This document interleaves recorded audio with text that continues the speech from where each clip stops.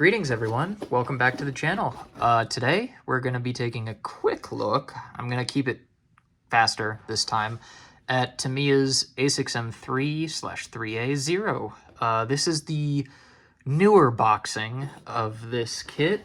I believe there was one released back in the 70s, and for me personally, I've actually built the old tool of the A6M2, so I'm very excited to see how this one compares. I know it's a different variant of the Zero, but then also compare this to the Eduard tooling, which I don't have the A6M3, but I have the A6M2, so very curious to see what the build is like between the two. Obviously, this is a different tier of model kit, but let's see what we get in the box. Now, I have opened this already, and so our first sprue, I'm going to go to 1 times. We get the fuselage and the gun cowling bit and the propeller and other various parts of that. And the detail looks quite good. I don't think it's as crisp as what I saw on Eduard's, but it's really hard to match what they're doing. So, but this looks very, very, very Tamiya to me. And yeah, nothing to really complain about, especially with the machine gun hub there. That looks really good. And yeah, let's move on. So this sprue has, go back to the wider view, some control surfaces, including flaps right here, the tail, ailerons here and here, and then this kit also lets you build either a clipped wing Zero, or a full wing Zero. So, and it looks like you get gun ports here too. I think that's what they are. Let's see. And yeah, there's some nice detail in there. That's quite good. So yeah, and moving on to, this is sprue H. Last one we looked at was G. Looks like this is where we have, 1 second, the cowl.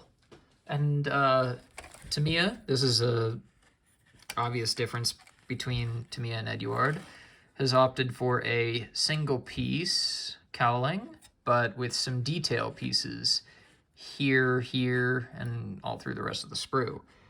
It looks like these might be exhaust pipes. I'm not sure. I'm not a Zero expert, but it looks like they might somehow connect up to here, which is presumably the oil filter. Again, I don't know. I'm not a Zero expert, but yeah, there you go. And this is fun. You get which one is this? This is sprue Z. Yes, I'm using Z because Z just sounds weird sometimes. You get some figures, and unsurprisingly, for Tamiya figures, they look pretty good. Nice facial details there. Very nice looking uniforms and flight suits, and then you get, I think, a couple of katanas?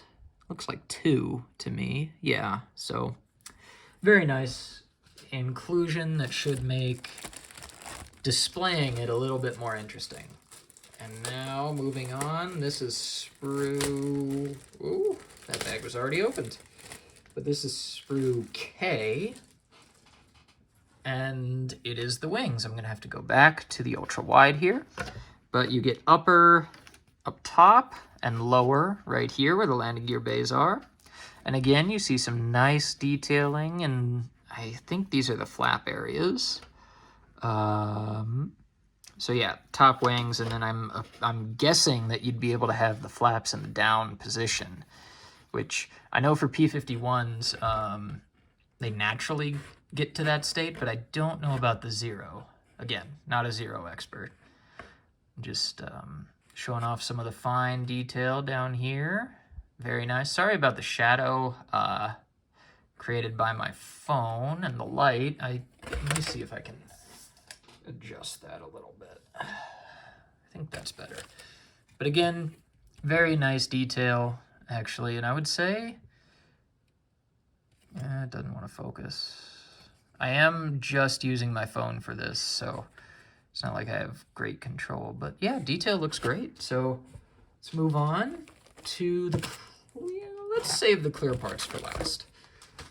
But we are now moving on to SPRWA. So get that opened. And this is a bunch, again, go back to the wide view, a bunch of the internal detail, including the engine, cockpit floor, both of the horizontal stabilizers, a fuel tank, I think these are machine gun ammo chutes, the pilot figure, and some landing gear bay. Landing gear bay parts. Whoops, that's Microsol. So just taking a closer look, some nice detail in these wheel bays. Single part, so that's, for me, I actually kind of prefer that because it makes construction a bit easier. And then the seat here has holes drilled out, which is a nice addition. You get some cockpit sidewall detailing here, and even here. Let's see, the instrument cluster is right here. Looks very nice. And let's see, more landing gear details. The cockpit floor also looks quite nice. And there's another view of that seat. And then, of course, the radial engine. So, all in all, this is a very nicely detailed kit. Let's take a look at the clear parts. I'm actually going to leave these in the plastic, so I apologize for that. But from what I can tell, they look very clear and quite crisp. So, no complaints there. And this next part is something I really appreciate about Tamiya. Some of their kits anyway, they include a large, I can't even fit it in the frame, poster-sized painting guide for you with, I believe, 3 markings. Yes, 3 markings. So you get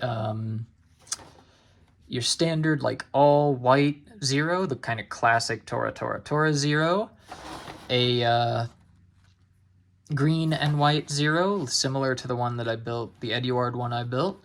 And then the featured marking option, which is a Solomon's Zero with this kind of mottled field applied camouflage. So that is not something I have a lot of experience with, but I'll do my best. This version also has a tiny photo etch fret for if you want to display the wings up and folded, you can. It comes with some masks, which is very nice. And then these decals, they don't look terribly special. I am assuming they are not Cartograph. I'm just assuming they are Tamiya decals, but let's take a look at them nonetheless.